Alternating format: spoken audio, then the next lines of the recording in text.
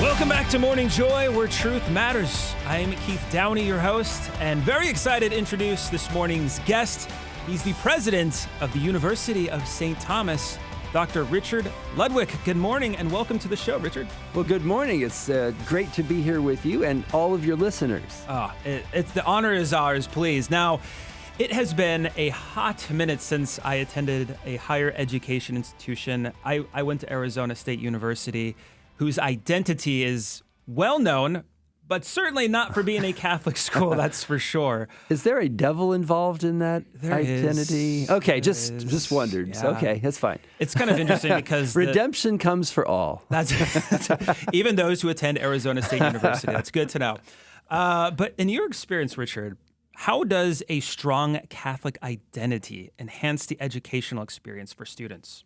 Well, you know, one of the things that I think it's really important to do when you're considering which institution of higher learning to attend is certainly the academic prowess, the quality, those kinds of things, and where you think it might get you on a career track or otherwise. The reality is you are the sum of what you encounter in many ways, right? We have our God-given charisms that we all come with, but the reality is an education is part of how a human person is formed, right? Mm-hmm. So it's not just you're acquiring this tool, you're actually becoming part of what you encounter. And so the identity of the institution that you encounter in that educational process is so vital to who you become in many ways, right? That's not to say that you can't be a great person, a growing Catholic or Christian or other believer at a secular institution. But what happens is that you become steeped in the culture where you are. And so that's why for us at the University of St. Thomas here in Houston, it's so important for our Catholic identity to be the centerpiece of that experience. And so it's like, I like to tell a story. There were two fish swimming along, and one fish says to the other, wow, the water's great today. And the other fish says, what water, right? Because you don't notice what you're in sometimes. And that's why the Catholic identity of an institution of higher learning, a university like St. Thomas, is so vital because you don't even notice how it's affecting you, but you want to make sure it's affecting you in a way that feeds your soul, feeds your mind, body, spirit, and becomes part of you. So that's why that identity is so critical and why that choice is one of the most important ones that a family can make. I knew I should have attended University of St. Thomas. Why didn't I make that decision? Anyways. It's never too late, by the way. That's right. Okay, just shameless plug. All right. No, you're absolutely right. You're never too old to learn anything new or attend the University of St. Thomas. Indeed. Now, while Arizona State University, they did have a Newman Center, so we can give them that. Absolutely, great. But, that was just outside of the campus area. There was nothing involved on the campus per se. Could you maybe share a couple examples of how the University of St. Thomas integrates Catholic values into its curriculum? And yeah, I'm glad you mentioned the Newman Center. Those are great apostolates, right? And they're so needed. And I love when we have those kinds of thriving Catholic cultures adjacent to the large public or other private institutions. But that's just it. It's adjacent to. Right? And so that's why at the University of St. Thomas, we want to make that experience an integral one with all of the education that happens. And that's what we do. So, for instance, our core curriculum is one that is steeped in the Western traditions of Judeo-Christian thought. It brings students in their formation from that very essence, right, into the modern world. We discuss the topics of the day. And what we seek to do is empower students with the tools to understand the big questions and answer them for themselves. Like, who am I? Who is God? How do I fit into the world? What is my relationship with God and with other people? So that there is a strong grounding in that. So that's one example. But then you look at any other field that we have of inquiry, and the dialogue between faith and reason. We use that phrase a lot. because it's true, right? We know that the truth has a name. His name is Jesus, right? And so that is part and parcel of how you learn, because there is no contradiction between truth and science, right? And some people try to create a false dichotomy that doesn't exist. And so, for instance, we just launched a new program, and some people gasp when I talk about this, right? It's on gender and sexuality. Okay. And so in the context of most people's thoughts relative to higher education, that would be through a modern lens and often a political one. Right. That's not the case here. Ours is steeped in genuine human anthropology and what that means to the human person and the human family in connection with God.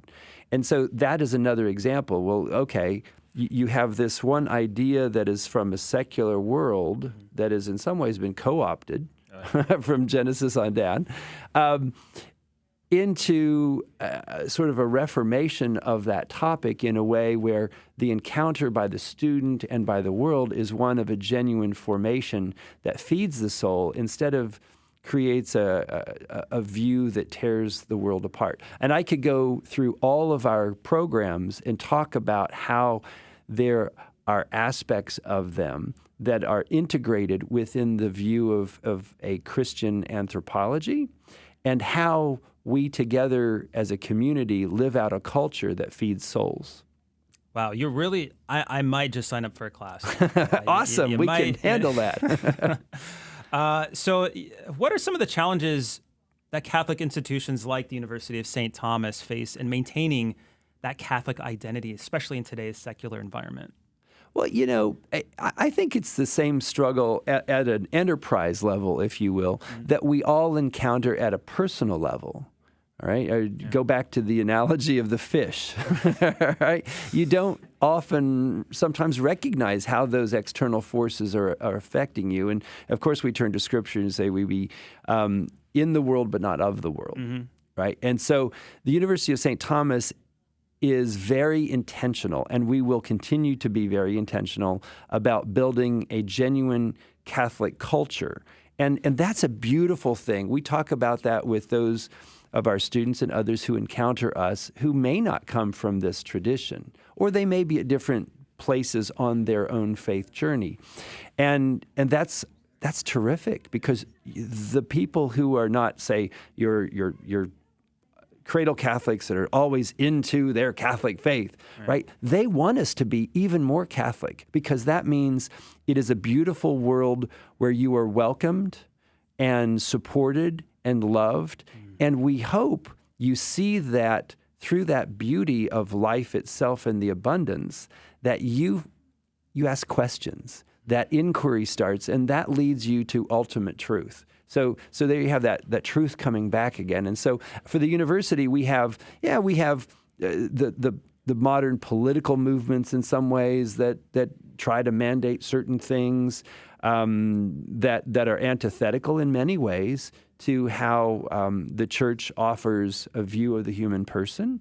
And we reject those, but we reject them out of an abundance of love and charity, because what we seek to do is be that example just as Christ was. And the motto of our university is a great one, Crescamos in Cristo, which means let us grow together, let us increase in Christ. And so with the love of Christ at the center of everything we do, you find that there's this joy, right? And we are all human, so we fall short of the glory of God. And certainly in a university, that is something that can happen. Yeah. But we also know of the redeeming love and mercy of Jesus Christ. And that is what continues the university, and what has caused it, I think, to grow in exponential ways in recent years, and allows us to touch even more people in a very positive way. Wow. I was just taking that all in there. And also signing up for class. Real quick, because I know we have a couple minutes left. We see a lot of things happening in the world. I don't want to call it necessarily persecution in America. I mean, we've seen, churches being burnt. Has there been anything negative from the secular world at institutions like the University of St. Thomas? Well, there have been at other institutions, certainly. You see where there's vandalism, sacred art has been attacked. But I think more so the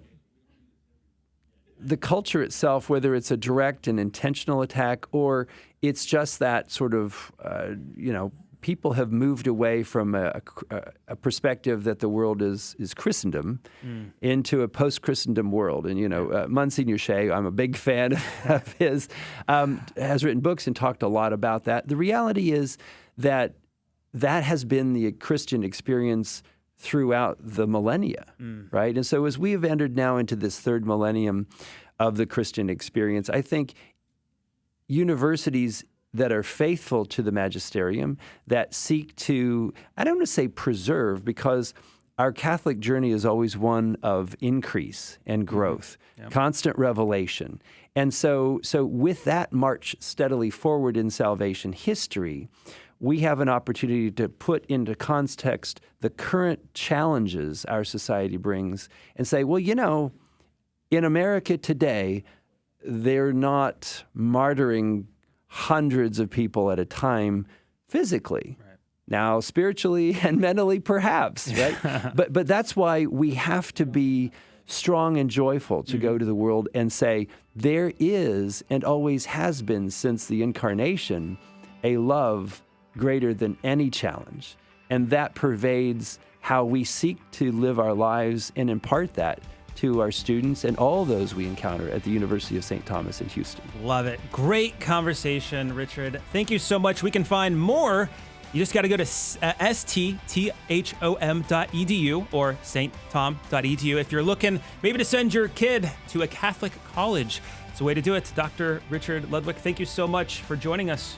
It has been terrific to be with you and your listeners this morning, and God bless you. Thank you so much. And for you that are listening out there, this is the end of our show. Join us on the After Show Clubhouse. Just search Morning Joy Radio on YouTube. We'll see you there in just a few seconds. But if this is us parting ways, God bless and make it a joyful weekend. We'll see you bright and early Monday.